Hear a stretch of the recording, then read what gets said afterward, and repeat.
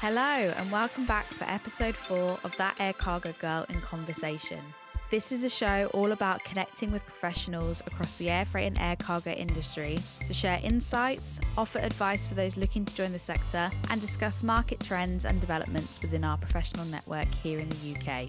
I am your host, Jazz Gallimore-Cox, though most of you will probably know me as That Air Cargo Girl from LinkedIn and TikTok. I'm relatively new to the industry, currently working as a BDM at a GSA. I'm also on the committee for the Heathrow Young Forwarder Network with BIFA and developing a new younger networking group with UCAC.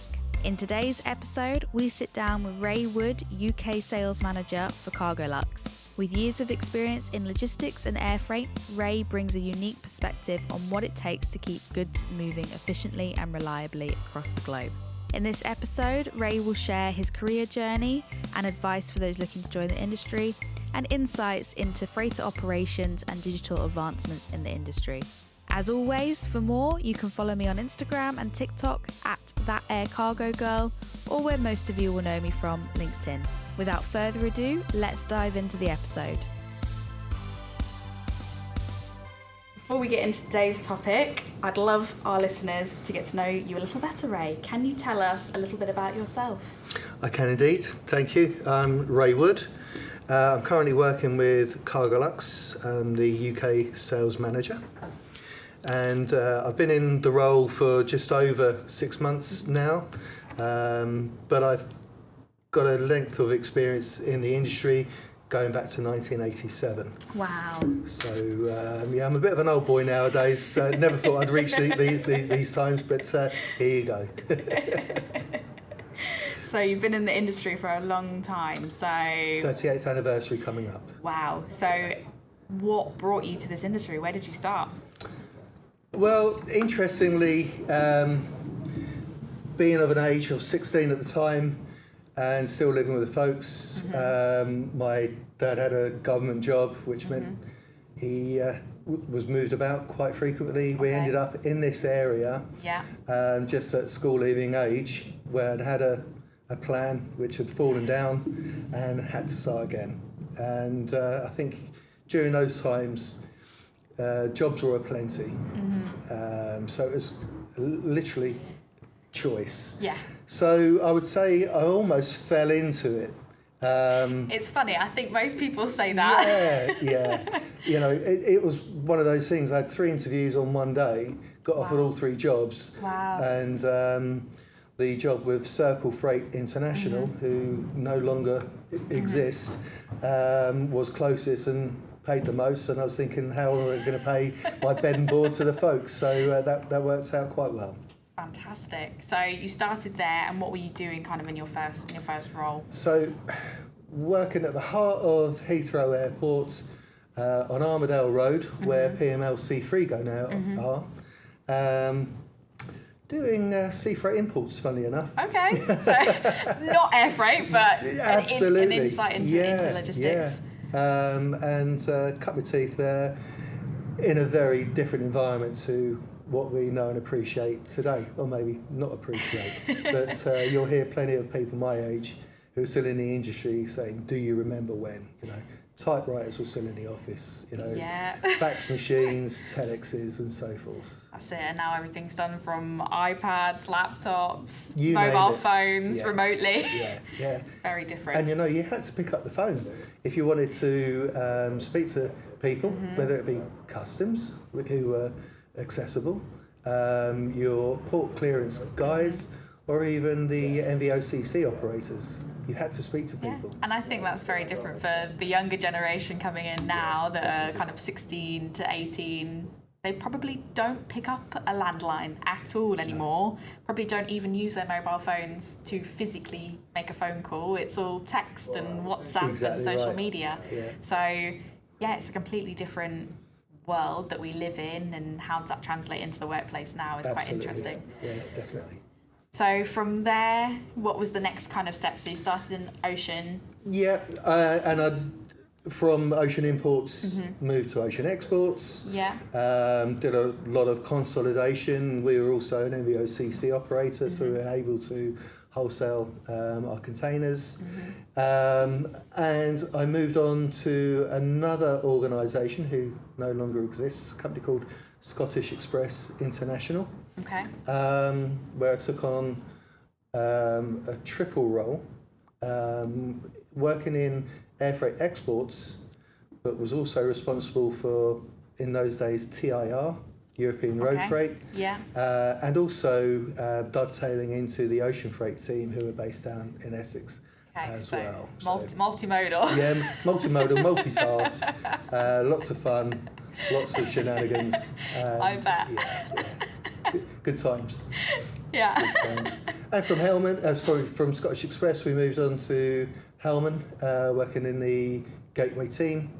Again, which was a bit of a wholesale, but I remember joining Hellman and just being aghast at the number of pigeonholes which were consolidations which were filled nearly every night of the week. It was absolutely astounding. Really? But kept us busy. I think I got my love for coffee and caffeine at that time, working all hours. I bet. I think anyone in freight logistics gets their love of caffeine in this world. Exactly right. It's 24/7, right? It never stops. Definitely. So Hellman was kind of like a bigger company that you kind of went to, I guess. So I mean they're recognised as a global carrier for most people in the industry, and I had a few other roles in forwarding. The last role before moving into Cargo Airlines was with J.E. Bernard. Again, where I was working in the air freight team as one of the team leaders, which was good fun. And I had a short spell with Uniserve, who back in those days was a 10-man office. Wow. Where expediters are nowadays. Wow. And that office of 10 was heavily import biased. But me, my colleague Mark in Air Exports, and we had a trainee, Matthew Rolls, who now is one of the senior managers at Maersk. Wow. We had fun again, but things like at the end of the day, walking down to Far Transport to do our own labelling and DG checks and everything else. So it's very hands-on. Very hands-on, but created a lot of experience, which at the time you don't realise how much you harvest until later. It's always the way, right? When you're in a role and when you it's quite maybe high stressful and very hands-on and there's a lot to do. Yeah. It's only when you have that hindsight you can go, actually, I learned so much from that experience. Yeah. And I think I always have these conversations with other younger professionals in the industry about just embrace it now. Yeah. Like, learn what you can, do all the hours, work hard, because that experience, that will stead you in a great way for the future, and you'll look back on now that maybe it's quite hard for you, but you'll look back on that and go, that was a great experience, and I need that knowledge. You will reap the rewards of doing so, absolutely. Yeah, absolutely. So in November 98, I joined Lufthansa Cargo, my first foray working with an airline, but also my first foray working in sales. Okay. And again, like a junior salesperson, out pounding the streets, knocking on doors, expected to do 20 sales visits a week at that time, and of course Fridays being your admin day and so forth. So sounds familiar.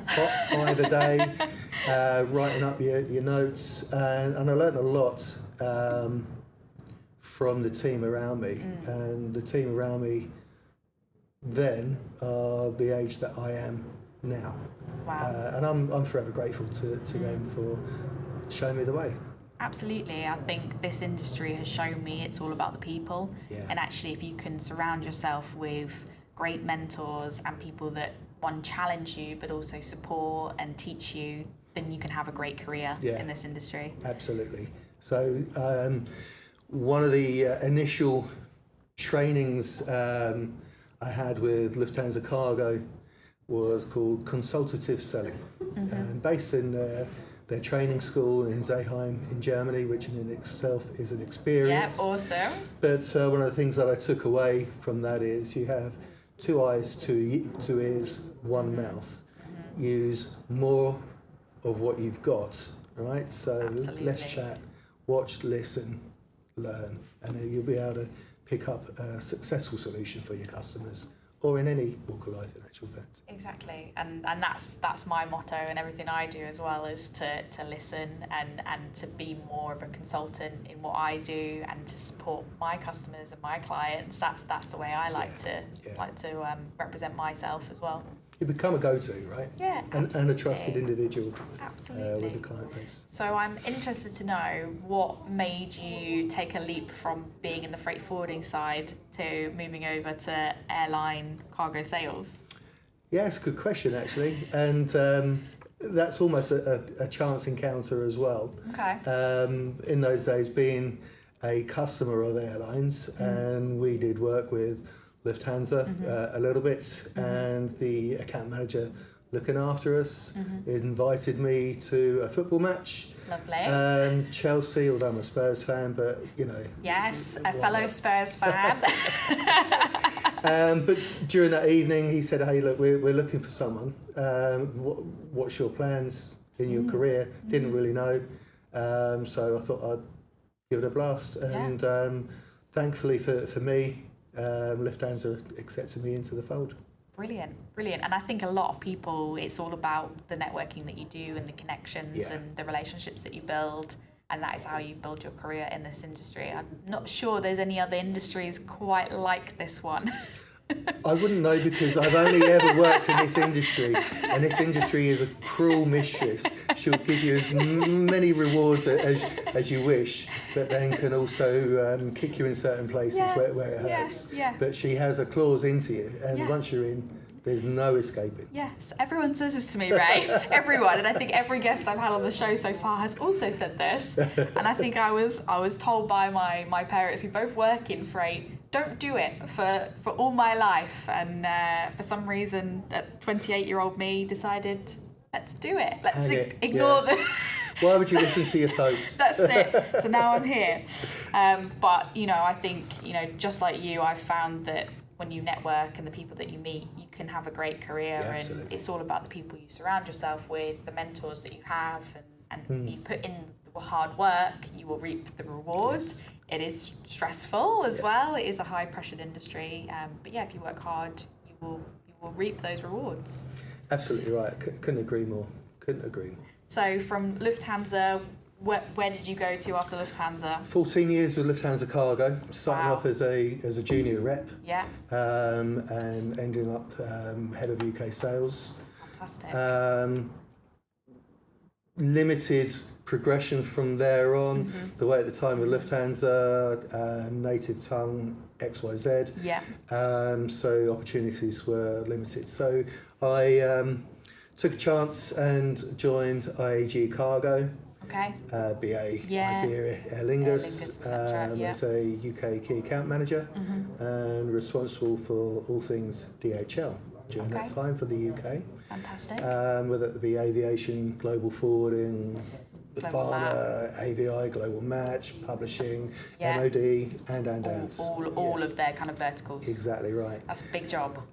Yes, and I will say that that covered a 2-year span out my 4 years with IAG.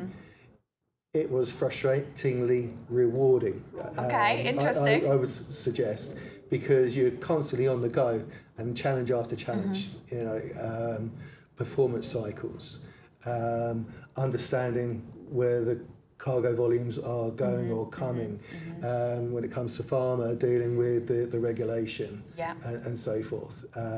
But again, it kept me on my toes and learned a lot still, Considering all the years that you had at Lufthansa to go into a role like that, and to know that actually there's still so much that you had to learn and experience. Precisely. I think it shows this industry, right? It doesn't matter how long you've been in it or however much experience you've had, there's always more to learn and more to gain. Precisely. So, yeah. And I'm sponge-like. If someone drops me a golden nugget, then I take it in process. Yeah. And see how that will work for me. Oh, 100%. I think that's probably one of the reasons why I wanted to start this podcast, because I am a sponge and I want to hear what you guys as industry veterans have to say. What are your experiences?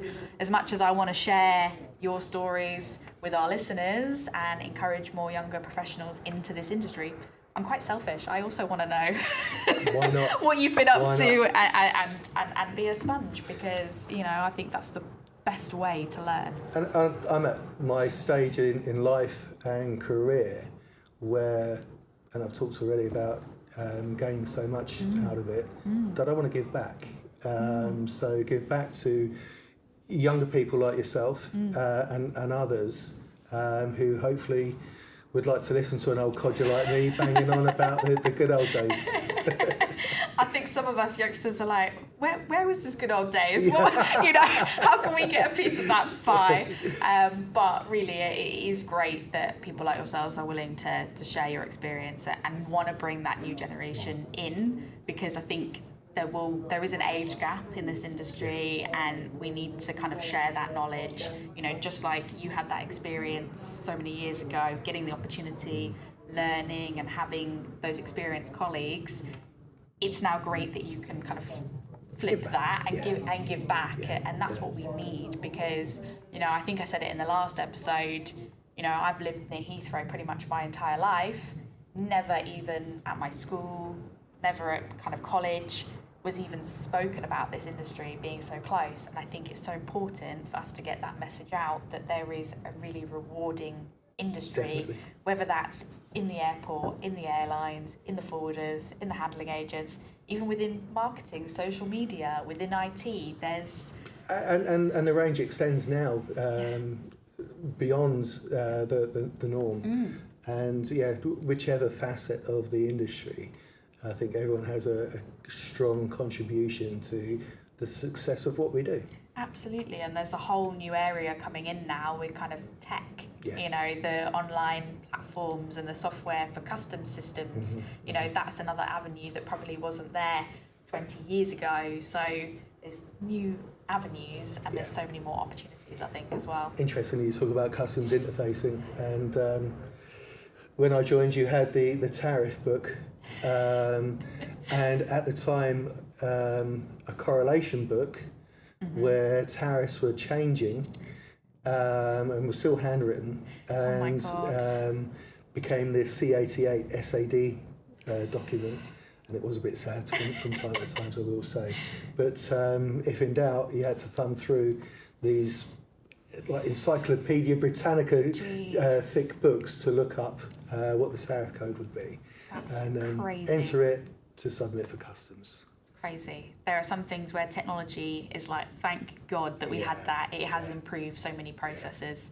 Well, just across the road from here, used to be Customs House in Building 520, opposite Building 521, and good networking opportunity there as well, where she stood in queues chatting to other juniors that have been sent to the airport to get the documents stamped and what have you. Oh my So, gosh, yeah. Crazy. It's just another world, isn't it? So I guess we've kind of gone through a little bit of your history. So how did you end up where you are today, and what are you doing right now? So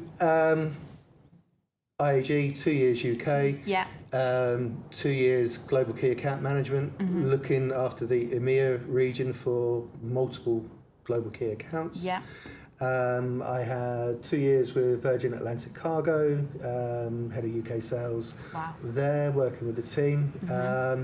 And again, by accident, by fortune or whatever you want to say, I was approached, was I interested in taking on the role of head of cargo at Doncaster Sheffield Airport. Wow. And sadly, Dale, who previously had the role, had passed away. And I was asked then to step in and look at some processes, look at the infrastructure, bring on new business, as well as managing what was already the ground there, handling and everything else that was there, which was, again, another great learning. And completely different from what you were doing before, yeah, right? very much. So using that experience, but in a completely different way. situation. Yeah.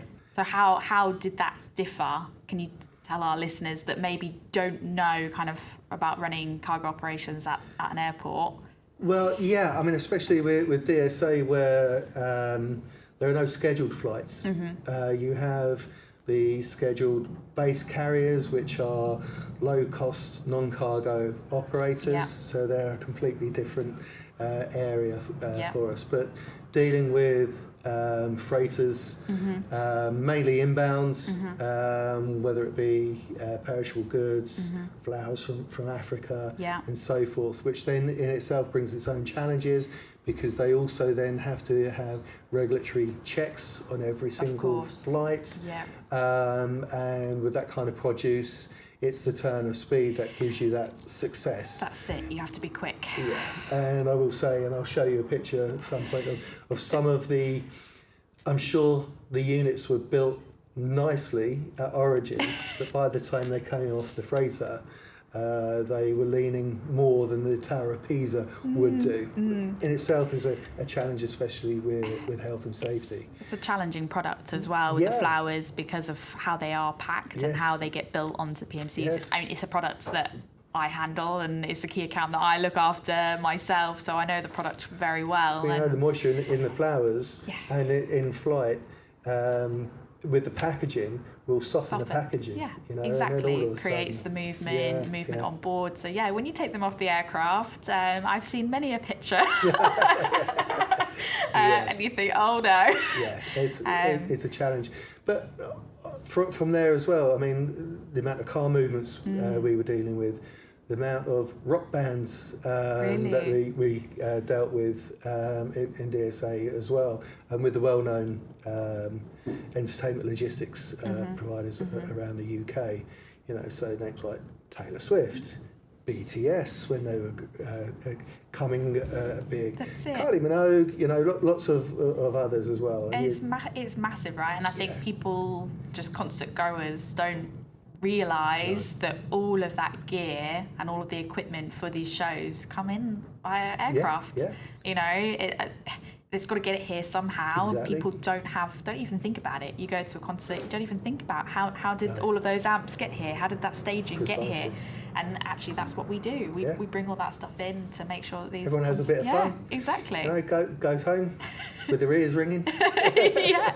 And the work starts for us, right? So that's it. And I think the great thing with the concert and the music work is that it's coming inbound and it's going back out as well, right? So you're managing both sides. Always moving. On the move. And on the flip side of that as well, which was the fun stuff, you know, we would deal with disaster relief flights as well, which in itself has short shelf life. Planning down to the last dot and cross the T to make sure that everything happens as it should and when it should. And it must be quite rewarding as well from a personal point of view to actually be a part of these kind of humanitarian aid flights and making sure that they go and seeing that successfully land and be delivered. That must be quite a rewarding thing to be involved with as well. Exactly. And one of the core factors being as well, if you've got all of these happening at once, which occasionally it did, is plan. Separation, inclusion, manpower, resource, regulation, trucking, everything that goes with it. Exciting times. Keeps you busy. Yeah, very much so. So how long were you there working? I was there only for a short time. One of the challenges for me was still living in the south, commuting to the north and staying overnight for several nights during the week. And with that kind of structure that was very much hands-on, as we've talked about, and not being there consistently. That's it. With the freighters, they're not kind of scheduled. No, they come in at all hours of the night, right? As well, I imagine there's not many restrictions on time. There was There was a limited curfew, I would say. The good folks of Donington and Bawtry didn't favour the MD-11, but the more modern 7.4s were just about okay. We're just about okay. Yeah. So that creates challenge in itself, Yeah, just exactly. getting up at different times and the unflexible nature of it in your work life, I suppose. And in trying to find that balance with home life, which is a couple of 100 miles away as well. So from there, a very good customer of mine historically, which was World Courier, and one of the global transport directors there, a chap called Alan Bryan, whispered in my ear that he was retiring and wondered if I would like to take on his role or a part of his role. Okay. And so progression from there, 5 years Fantastic. with World Courier, Wow. head of global transport management. So using my experience from both forwarder, ground and carrier to engage with vendors globally. And globally there is very much a difference in the culture. Yes. But World Courier being solely healthcare and pharmaceuticals adds that extra level of challenge to it as well. And such a rewarding role. You talked about how rewarding working with the disaster relief is, but actually knowing that you've managed a project which meant a child that requires cell and gene therapy bespoke to that individual actually gets it bedside and then has a chance of life. That really is rewarding. Incredible. And I think some of us, I don't personally do a lot within the pharma space, it's not one of my verticals, but to be a part of that, I can't really conceive of the conception or the idea that actually someone is involved in moving these particular products or stem cells or whatever it is and be involved in a particular case and to that level. It's not individualised. We wouldn't know who the patient is or whatever, which is purposeful. But our role within that is to make sure that it gets to the patient and the consultant who's going to administer it bedside and so forth. Even that's incredible. Yeah. So I think for those listeners that maybe are outside of the industry and maybe are thinking about joining this industry, that's a unique perspective. Yes, and that's something that you could get involved in. Yeah, very much so. And that's so important. Yeah. And I think a lot of us don't realise when there's life-saving treatments that actually sometimes that is coming from abroad, or we're sending things to other countries, and how those medicines and vaccines or supplies, how do they get to us? I think people don't even realise. It's just in that kind of day-to-day and you're just going on with your life, but there are people like yourself that are behind that and making sure essential life-saving. And it's a good conversational opener as well.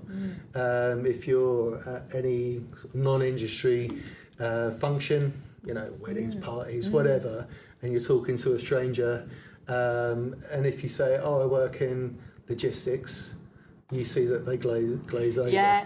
Right? If you work with a forwarder, they glaze over.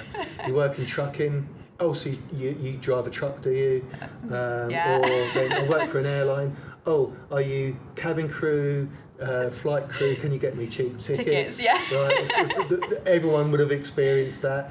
But then what do you do? And you can effectively, and with humanity, say, I save lives for a living. Yeah, right? absolutely. Puts a different spin on what we do. It does, right? It does. And I think it's so important, I think, especially in the global economy right now as well, it's important that we sing about what we do. Yeah. I think, especially in my area where I live, there's huge signs up saying no HGVs. And I'm thinking, do you not understand how your produce gets in the supermarket? Yeah. How do you think your Amazon parcel gets to your house? Like, I have an Amazon distribution centre down the road from me. Like, of course there's going to be trucks. If you want your Amazon on your doorstep, there's going to be trucks.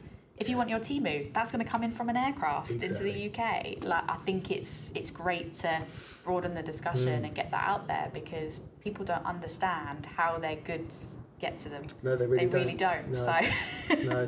Well, maybe they did during the pandemic when we all went a bit online mad. crazy, I think. But yeah, I was definitely one of those culprits. But at the time, I was working in hospitality and I was furloughed, so I was bored. Oh, okay. Yeah. Click. So yeah, it was, what can I do? Yeah. When I'm used to walking 20,000 steps a day and 16-hour shifts, and now I'm doing nothing. Yeah, I was on Amazon. Why not? Contributing to probably the freight. Well, the global trade. Yeah, that's another way. You know, exactly. during that time, we all contribute to the global trade. But I've said this time and again. I mean, I was on the forwarding side of this, dealing with healthcare and pharma, which was a challenge in itself. Still to be able to navigate the globe with urgent consignments when capacity was completely constrained. Yes. Everyone else was in the same boat, and I've got to say, at the time I was working on the forwarding side, but I've got to doff my cap to everyone in the airline industry who didn't just go the extra mile, they went the extra 100 miles. Yeah. And not once did I hear anyone complaining. That's amazing, right? And that just shows the resilience and the passion from everyone, I believe, that works within our industry. Yeah, and I've definitely seen that. I think you have to be. I think people in this industry are incredibly passionate about what they do. I never hear anyone, that isn't. Everybody says great things, and everybody is really passionate about what they do specifically as well, and what area they're in. And people like yourselves, they want to come on this podcast and share their stories because they are passionate and because they want to share what they're passionate about. So yeah, I definitely agree with you there. Thank you. So you were at World Courier, and then from World Courier you came to Cargolux. Cargolux. Yes, another opportunity that found its way. There were some changes within Cargolux UK, and Nathan, my boss, was the previous sales manager. Due to retirement for Paul, he became country manager. Yeah. Traditionally, they'd looked inside for progression. Someone to bring up. Yeah. And they had done so, but realised that actually an external perspective would be useful. Sometimes changes things, right? Yeah, exactly. Fresh pair of eyes. Yeah, and Cargolux again is going through some very positive transitions.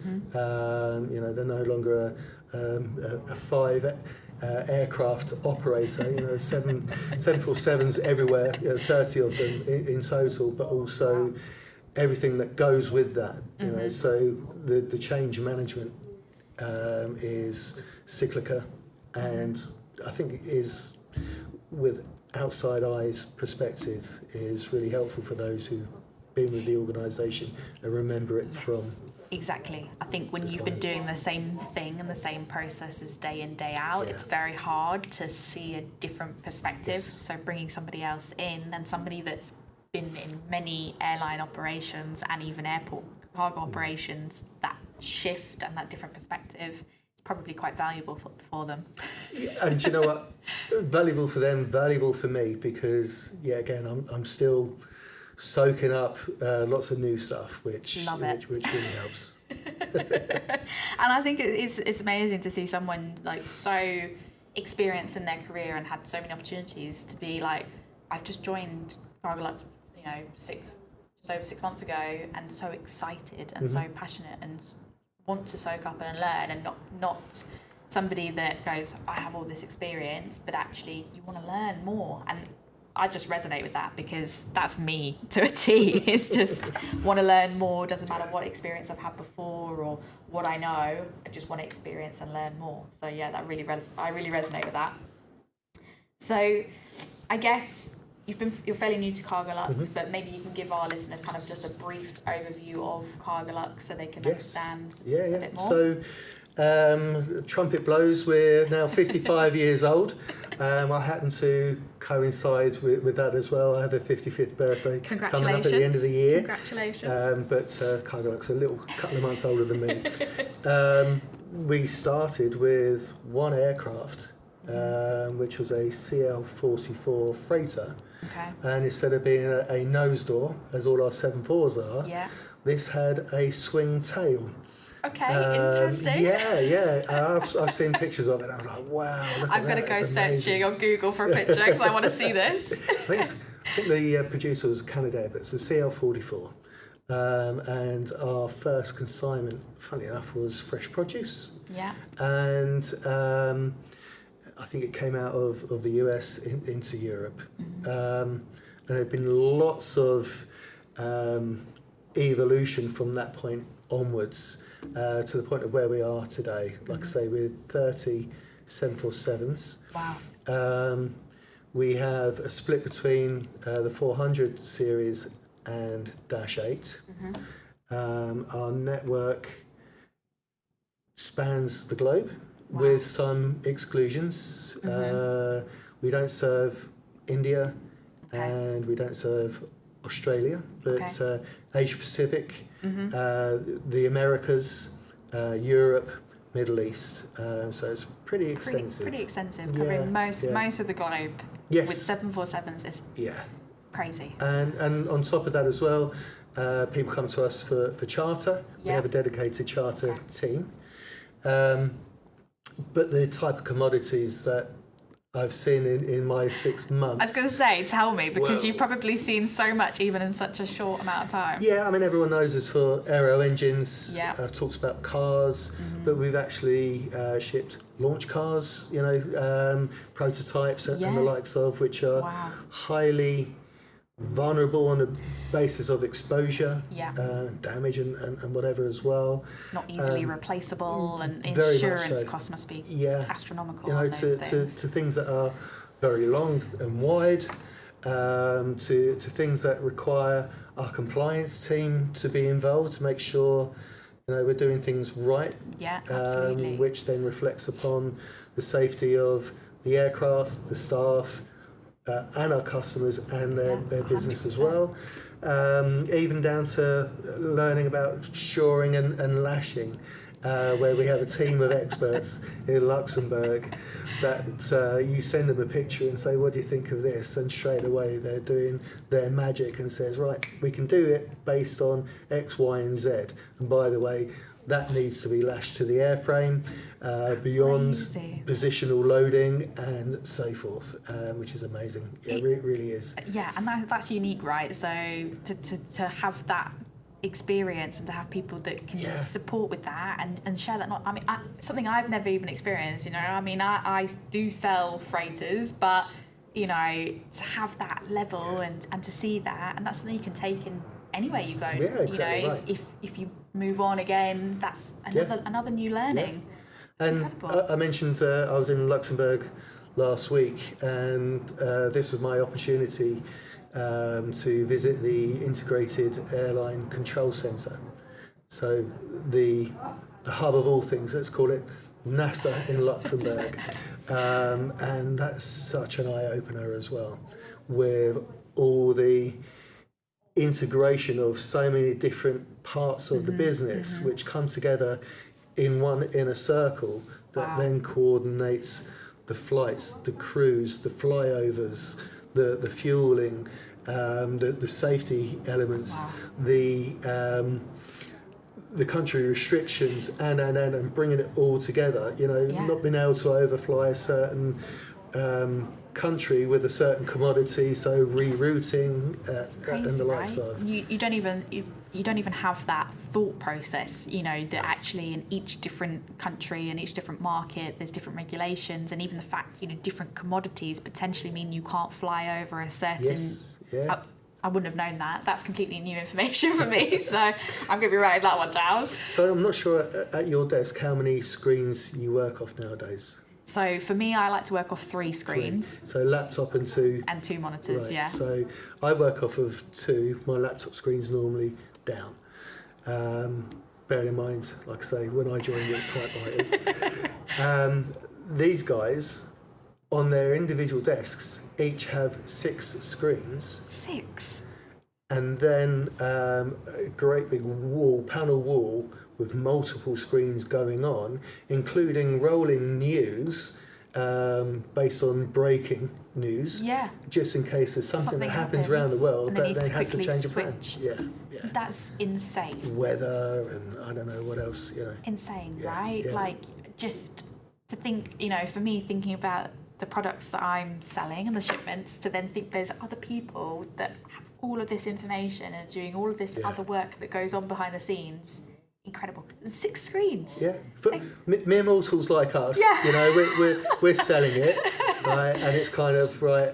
Yeah. But they're like the amount of work that these guys have to do is just crazy. It's incredible. crazy, and that's another thing, right? That's why I love to have these conversations, because you find that there's so many other areas of this industry that never even occurred to me. Probably never even occurred to some of our younger listeners. That there's potentially, there's a role out there where you could be responsible for, checking, political updates and the news and the weather and planning of movements and all these other things behind the scenes. Mad. Yeah. 6 screens. I'm thinking individual. Individual. They must go home and not want to look at the TV or anything. They must.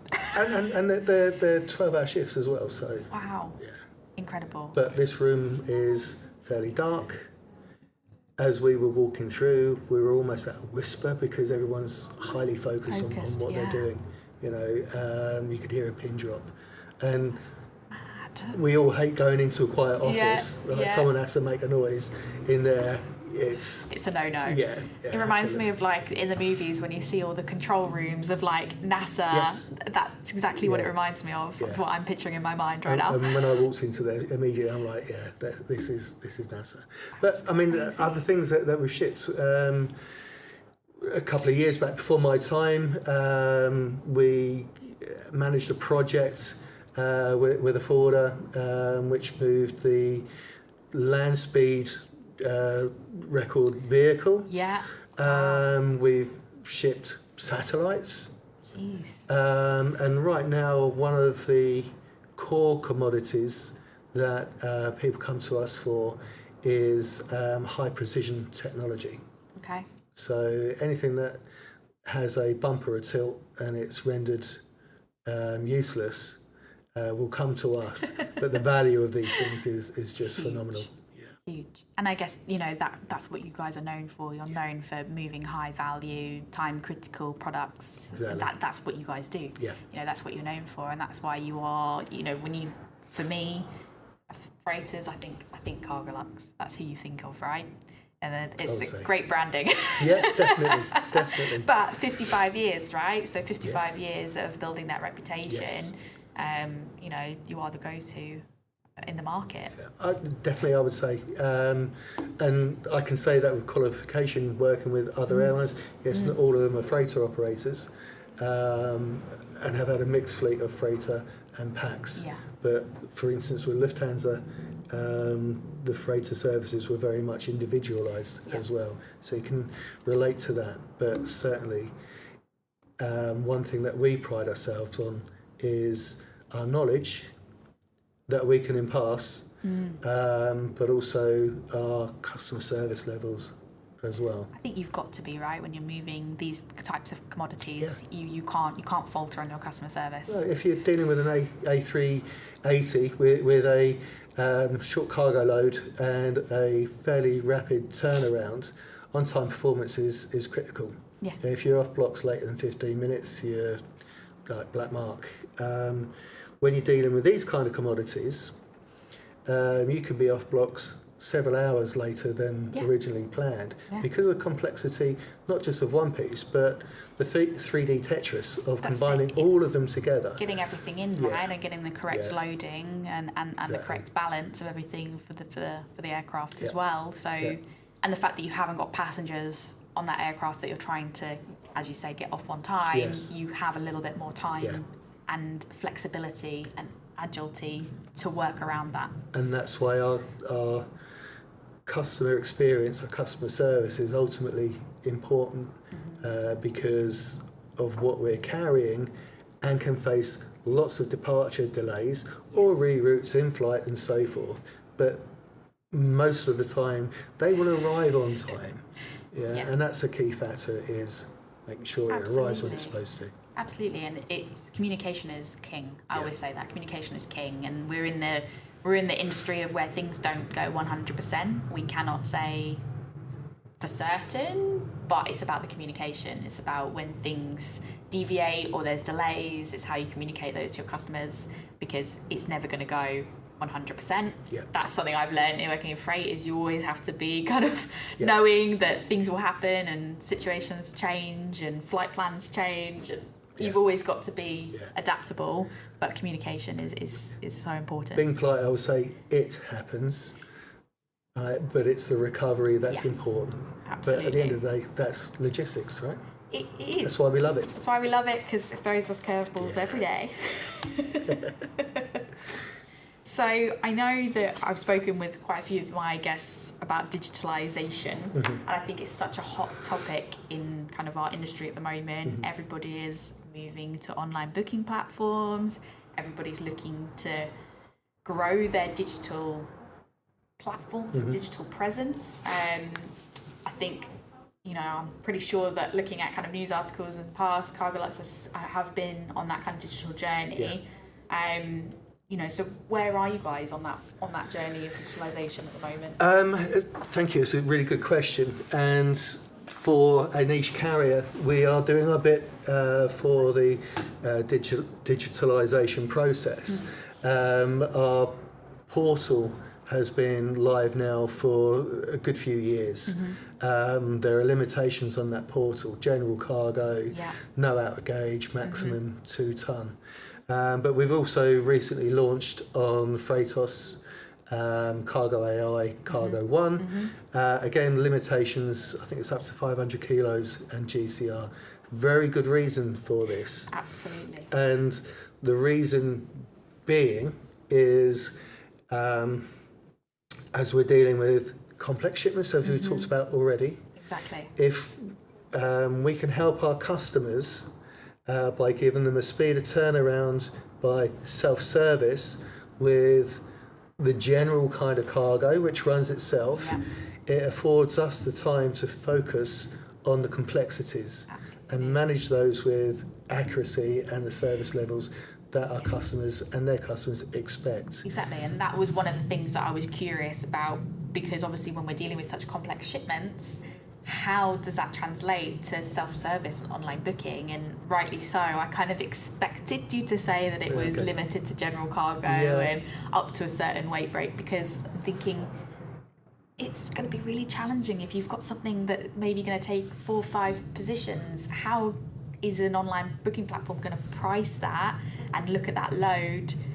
So that needs that human intervention. Very much it does. And this isn't even an area where I think AI can jump in and support.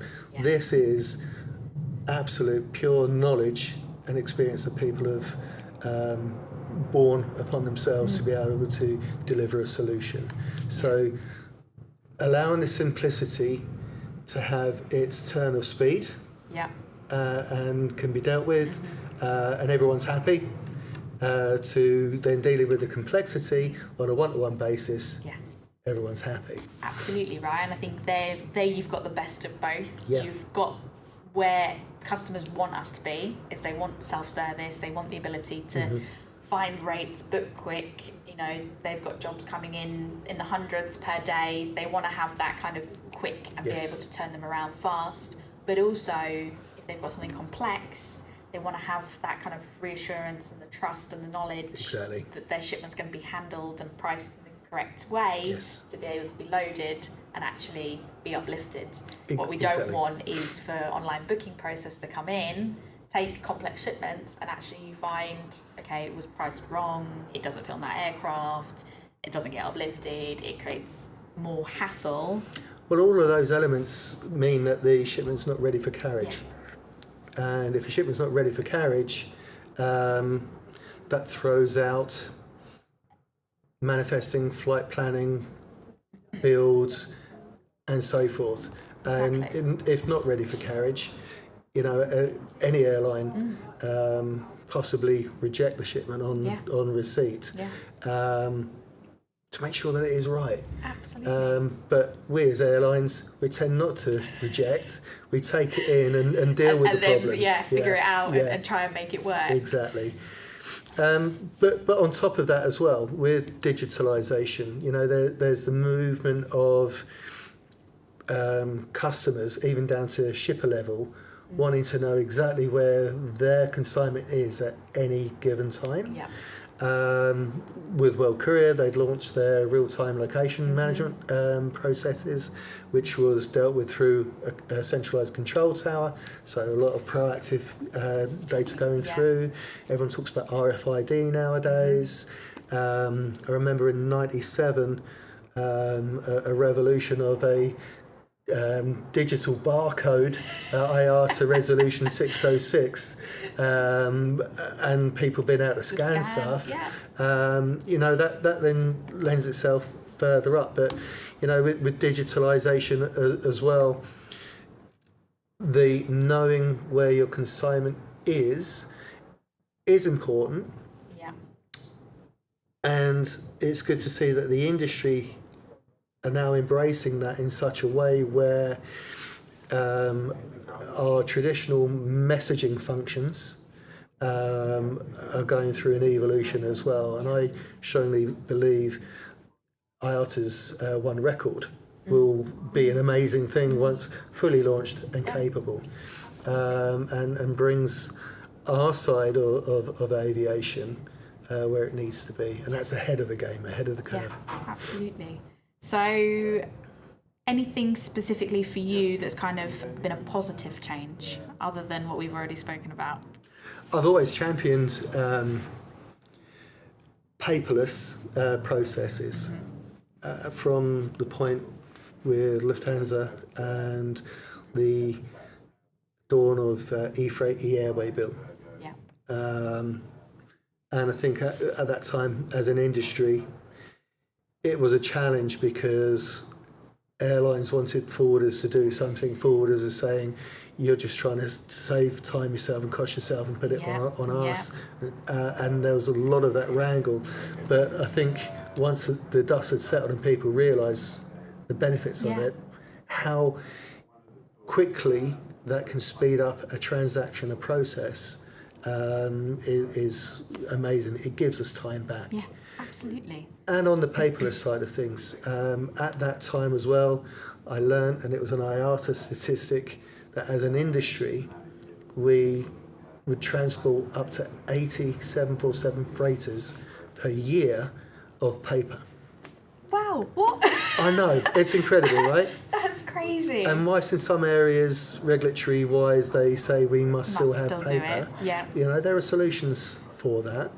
I don't know what the statistics now because, how it's changed. I know some airlines still aren't there. Obviously, for myself, representing multiple airlines, there are some of our airlines that still aren't there, and only a few of them are at e-airway bill operations. So there's still a long way to go, I think. But I remember speaking with one of the tech managers at a global forwarder and talking with them, and he was equally as passionate as I was about it and so forth. And I asked, so what happens then on an import with all this paper? He said, I'll show you. And he took me into the import office, gateway manager, show us your last set of stuff. He opened a drawer. Oh my God. And there was paper, ready to be shredded, right? So not needed. It's not needed, and I think we're on that journey. We're just not quite there yet.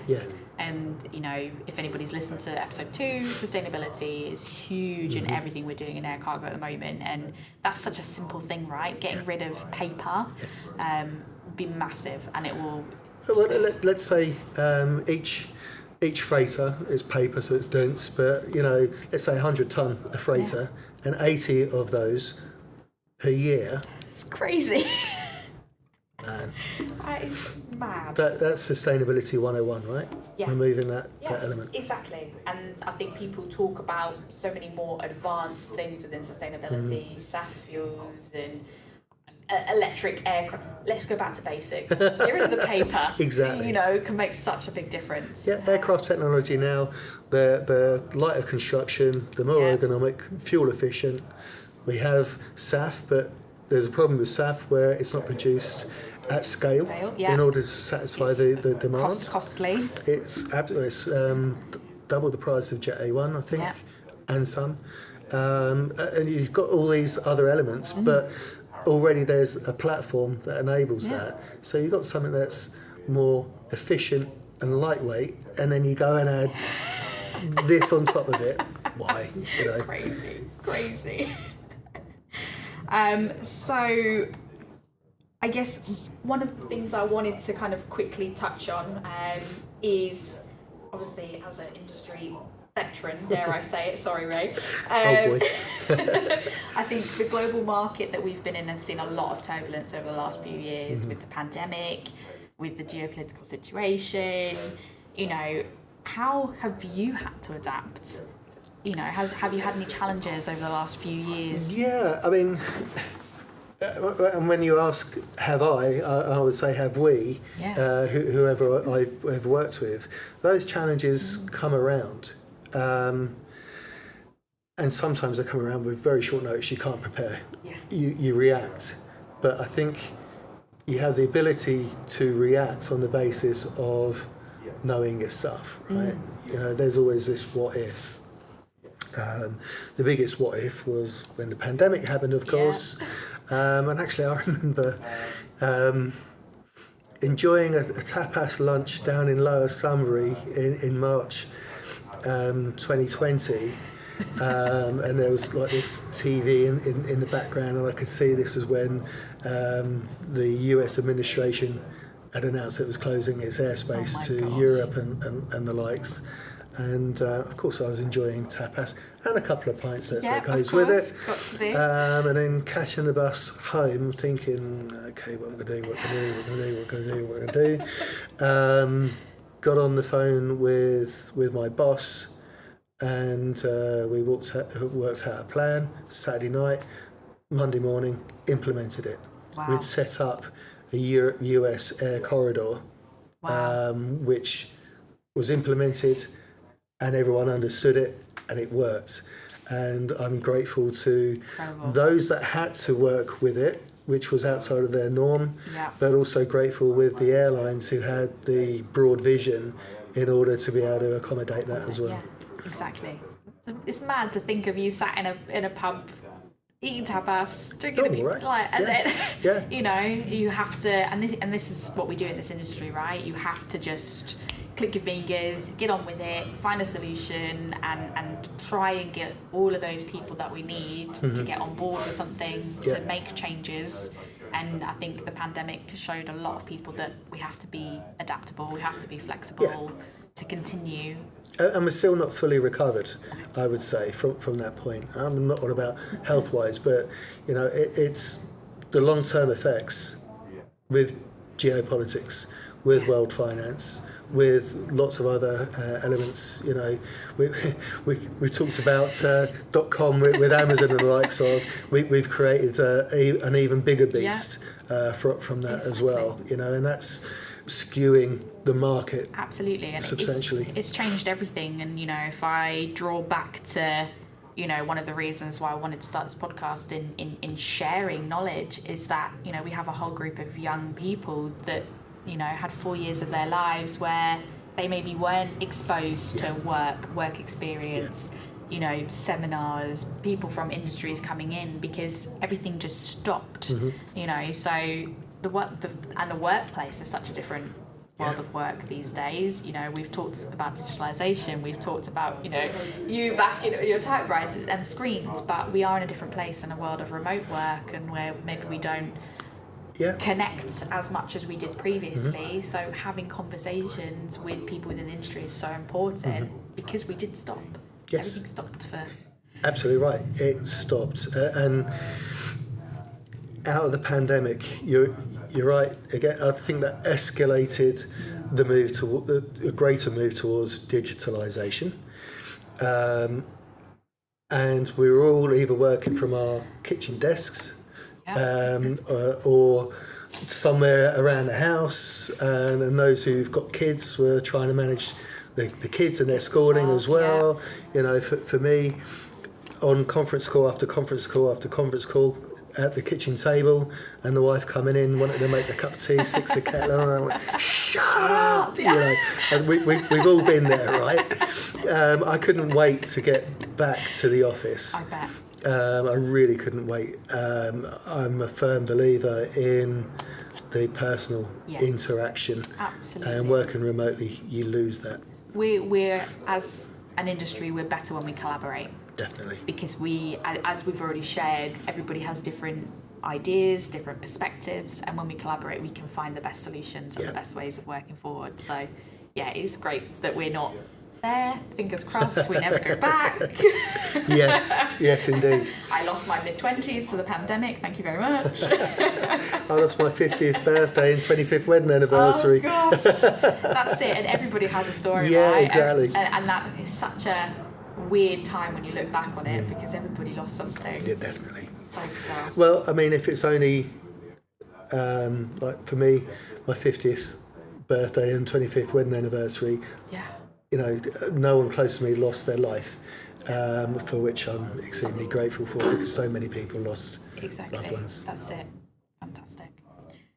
So I guess we're going to probably wrap up now, Ray. So I'm looking at the clock, thinking we should finish. Okay. So kind of my last question is: do you have a mantra or philosophy that you live by? I love the chuckle. Everybody chuckles at this question. I learnt a long time ago, and this isn't so much a mantra, but a way of life. And don't get me wrong, listeners, you could have a period in your working experience where everything you touch turns to gold, result after result after result. And you're up on a pedestal, and everyone's like, bravo, brilliant, well done. So you feel like you're winning. Yeah. And then the next thing you know, the complete opposite. I said earlier, it happens. And there can be lots of contributory factors. I would suggest that you have quiet celebrations at the good times. And you have moments of reflection in the bad times, and just try and keep that same level for your own sanity. Literally for your own sanity. Absolutely. From euphoria to nothing emotionally hurts. Absolutely. And I think, you know, especially for sales people, we're always on that journey of we want to win, we want to be successful, and it is a great high when you win business. But then there are the times of low where things aren't happening for whatever reason. You have to be level. Exactly right. And it's the same for anybody working in this industry, because it is so up and down.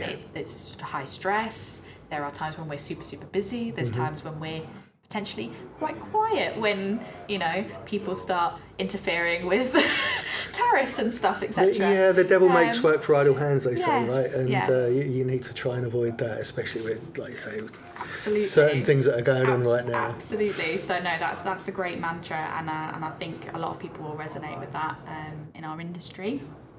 So thank you so much, Ray, for joining me. It's been really interesting to hear about your kind of journey from freight forwarding into the airline side and freight operations, and a little bit about Cargolux as well, and digitization journey that they've been on. If our listeners want to find out more about you or Cargolux, where can they find you? They can go online easily and look up cargolux.com. And we also have exposure on LinkedIn. Fabulous. Regular posts, so click on follow and you'll get updates on what the world of Cargolux is looking like. I'm also on LinkedIn as well, so happy to take on new connections at any time and engage with new people. A big thank you to Ray for sharing his expertise and giving us a glimpse into the exciting and complex world of air cargo sales and freighter operations. To find out more about Cargolux, you can head to their website www.cargolux.com or contact Ray on LinkedIn. If you enjoyed this episode, be sure to subscribe and leave a review on your favourite podcast platform. Don't forget, you can also follow us on TikTok and Instagram at That Air Cargo Girl and LinkedIn. We'll be taking a few months break to focus on some other projects, but we'll see you soon.